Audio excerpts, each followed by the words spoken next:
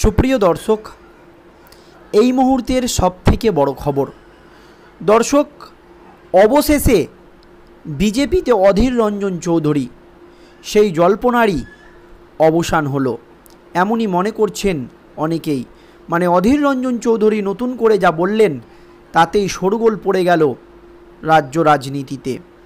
কি হয়েছে এবং কি জানিয়েছেন অধীর রঞ্জন চৌধুরী, ডিটেলসে আজকের এই প্রতিবেদনে আপনাদেরকে জানাবো। দর্শক, খুবই গুরুত্বপূর্ণ প্রতিবেদন, আপনাদের সকলকে শেষ পর্যন্ত দেখার অনুরোধ রইল। দর্শক, আপনারা সকলেই জানেন এই লোকসভা নির্বাচনে সকলেরই চোখ ছিল বহরমপুর লোকসভা কেন্দ্রের দিকে, কারণ এখানে একেবারে চমক দিয়ে তৃণমূল কংগ্রেসের হেভিওয়েট প্রার্থী ইউসুফ পাঠানকে দাঁড় করানো হয়েছিল। এবং ইউসুফ পাঠানকে দাঁড় করালেও কেউ স্বপ্নেও কল্পনা করতে পারেনি এই 25 বছরের রাজত্ব হাতছাড়া হবে অধীর রঞ্জন চৌধুরী। তবে সেটাই করে দেখিয়েছে অধীর রঞ্জন ইউসুফ পাঠান। আপনারা জানেন অধীর রঞ্জন চৌধুরীকে কিন্তু এবারের লোকসভা নির্বাচনে ইউসুফ পাঠান হারিয়ে দিয়েছে। তখন রাজনৈতিক মহলে তৈরি হয়েছিল একটি জোর জল্পনা, তাহলে অধীর রঞ্জন চৌধুরীর রাজনৈতিক ভবিষ্যৎ কী? অধীর রঞ্জন চৌধুরী কি বিজেপিতে যোগ দিবে? এই রকম একটি আশঙ্কা তৈরি হয়েছিল। এই আবহে কংগ্রেস নেতা মল্লিকার্জুন খাগড়ে অধীর রঞ্জন চৌধুরীকে বেনজির ভাষায় আক্রমণ করেছিলেন, তাতেও দমে যাননি এই রবিনহুড কংগ্রেস নেতা অধীর রঞ্জন চৌধুরী। আর সেই জন্যই কি এবার এই বড়সড় পদক্ষেপ নিলেন অধীর রঞ্জন চৌধুরী।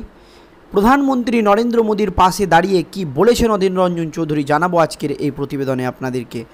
তবে তিনি প্রাক্তন সাংসদ, 25 বছর বহরমপুরের সাংসদ ছিলেন অধীর রঞ্জন চৌধুরী, কিন্তু 24-এর লোকসভা নির্বাচনে হেরে গিয়েছেন।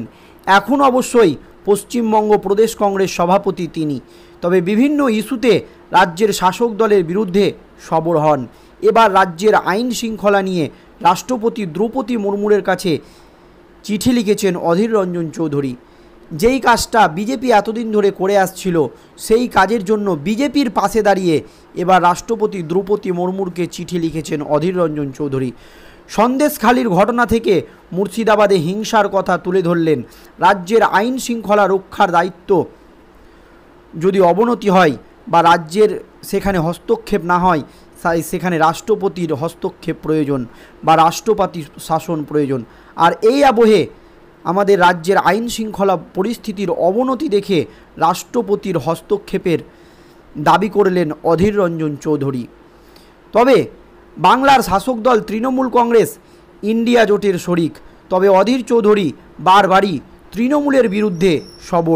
লোকসভা ভোটের প্রচারেও তৃণমূলকে বারবার নিশানা করেছেন অধীর রঞ্জন চৌধুরী।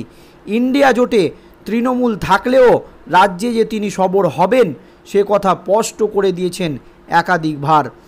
24-এর লোকসভা নির্বাচনের পর রাজ্যের আইন শৃঙ্খলা নিয়ে এবার সরব হলেন অধীর রঞ্জন চৌধুরী। দর্শক, শনিবার রাষ্ট্রপতিকে 2 পাতার চিঠি পাঠিয়েছেন প্রাক্তন সাংসদ তথা প্রদেশ কংগ্রেস সভাপতি।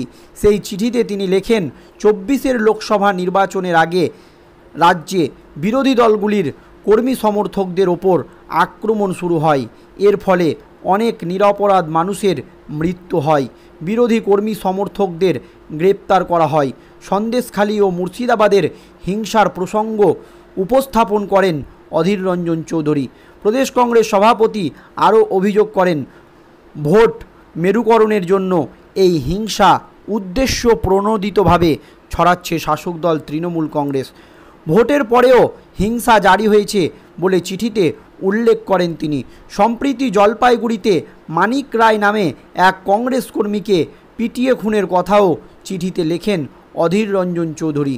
তার অভিযোগ, ওই কংগ্রেস কর্মীকে গাছে বেঁধে পিটিয়ে খুন করেছে তৃণমূল কর্মীরা। রাজ্যের আইন শৃঙ্খলা রক্ষায় রাষ্ট্রপতির হস্তক্ষেপ চেয়েছে বহরমপুরের প্রাক্তন সাংসদ। তবে রাষ্ট্রপতির যে চিঠি পাঠানো নিয়ে অধীর বলেন, নির্বাচনের আগে যা ঘটেছে তা আমরা জানি। কোনো ভোটই করতে দেওয়া হয় না। ভোটের পর অন্য অত্যাচার শুরু হয় এই রাজ্যে। আমরা সব নেতা পঞ্চায়েত সদস্যদের জোর করে দলত্যাগ করানো হচ্ছে, শুধু কংগ্রেসকে ভোট দেওয়া হয়েছে সেই অভিযোগে চাকরি যাচ্ছে গ্রুপ ডি কর্মীদের, রাজ্যের বিভিন্ন প্রান্তে হামলা হচ্ছে, বাংলার মুখ্যমন্ত্রীকে জানালে লাভ হবে না, পশ্চিমবঙ্গের বিরোধী বলে কাউকে রাখতে চায় না তৃণমূল, তাই রাষ্ট্রপতিকে জানিয়েছি। মুখ্যমন্ত্রীর নীতি বা অভিযোগের নীতি আয়োগের যে বৈঠক যোগ দেওয়া নিয়েও কটাক্ষ করেছেন প্রদেশ কংগ্রেস সভাপতি। আর এখানেই যা বলেছেন তাতেই নতুন করে একেবারে শোরগোল পড়ে গিয়েছে রাজ্য রাজনীতিতে। অনেকেই মনে করছে এবার হয়তো বিজেপিতে যোগ দিতে চলেছেন প্রদেশ কংগ্রেস সভাপতি। কেন এটা মনে করছে রাজনৈতিকবিদদের একাংশ, দেখুন দর্শক, নীতি আয়োগ নিয়ে এবার মুখ্যমন্ত্রী মমতা বন্দ্যোপাধ্যায়ের বিপক্ষে গিয়ে একেবারে সরাসরি প্রধানমন্ত্রী নরেন্দ্র মোদীর পাশে দাঁড়ালেন অধীর রঞ্জন চৌধুরী। একেবারে সরাসরি কিন্তু প্রধানমন্ত্রী নরেন্দ্র মোদীকে সমর্থন করেছেন অধীর রঞ্জন চৌধুরী। আর এখান থেকেই বিশিষ্ট কিছু রাজনৈতিকবিদ মনে করছে এবার হয়তো রাজনীতির যে পথ সেই পথ পরিবর্তন করতে চলেছে অধীর রঞ্জন চৌধুরী, কারণ একেবারে তিনি সরাসরি প্রধানমন্ত্রী নরেন্দ্র মোদীর পাশে দাঁড়াচ্ছেন। এবং মুখ্যমন্ত্রী মমতা ব্যানার্জি যে দাবি করেন নীতি আয়োগ সভায় ইচ্ছাকৃতভাবে তাকে বক্তব্য দিতে দেওয়া হয়নি, তবে এই দাবিকে সম্পূর্ণ মিথ্যা বলে কার্যত প্রধানমন্ত্রীর হয়েই বার্তা দিয়ে খেলা ঘুরিয়ে দিলেন অধীর রঞ্জন চৌধুরী। তিনি একেবারে সরাসরি প্রধানমন্ত্রীর পাশে দাঁড়িয়েছেন এবং বার্তা দিয়েছেন, এবং মুখ্যমন্ত্রী মমতা বন্দ্যোপাধ্যায় যে মিথ্যা বলছেন সেই কথা তিনি কিন্তু জানিয়ে দিয়েছেন। তিনি সোজাসুজি বলেন মুখ্যমন্ত্রী মমতা বন্দ্যোপাধ্যায় মিথ্যা বলে বা মিথ্যা কথা বলছে, এই দাবি আমি করছি। তিনি বলেছেন নীতি আয়োগ সভা নিয়ে মমতা বন্দ্যোপাধ্যায় যে কথা বলছে আমার মনে হচ্ছে তিনি মিথ্যা বলছে। একটি রাজ্যের মুখ্যমন্ত্রীকে যদি কথা বলতে না দেওয়া হয় তা সম্পূর্ণ আশ্চর্যজনক। সেখানে কি ঘটবে তা জানতেন মমতা বন্দ্যোপাধ্যায়, তার কাছে স্ক্রিপ্ট ছিল, তার বক্তব্যে শোরগোল শুরু হয়ে গিয়েছে। অধীর রঞ্জন চৌধুরী নতুন করে যে বক্তব্য দিয়েছে বা প্রধানমন্ত্রী নরেন্দ্র মোদীর পাশে দাঁড়িয়েছে তাতে করেই নতুন করে গোটা রাজ্য রাজনীতিতে একেবারে শোরগোল শুরু হয়ে গিয়েছে। একদিকে দেখুন দর্শক, বিজেপির পাশে দাঁড়িয়ে বিজেপি যে দাবি জানাচ্ছিল এতদিন যে রাষ্ট্রপতি শাসন বা বাংলায় রাষ্ট্রপতির হস্তক্ষেপ, বিজেপির সেই দাবিকে সমর্থন করলেন প্রদেশ কংগ্রেস সভাপতি অধীর রঞ্জন চৌধুরী। অপরদিকে নীতি আয়োগ বৈঠক নিয়ে মুখ্যমন্ত্রী মমতা বন্দ্যোপাধ্যায়ের যে অভিযোগ সেই অভিযোগকে সম্পূর্ণ মিথ্যা বলে প্রধানমন্ত্রী নরেন্দ্র মোদীর পাশে দাঁড়ালেন। এতে করেই অনেকেই মনে করছে এবার হয়তো রাজনীতিতে একটা অন্য কিছু ঘটতে চলেছে বা প্রদেশ কংগ্রেস সভাপতি হয়তো বিজেপিতে যোগ দিতে চলেছে। এই নিয়ে জল্পনা কিন্তু চলছেই, তবে এখনও কিন্তু তিনি আনুষ্ঠানিকভাবে কিছু ঘোষণা করেনি।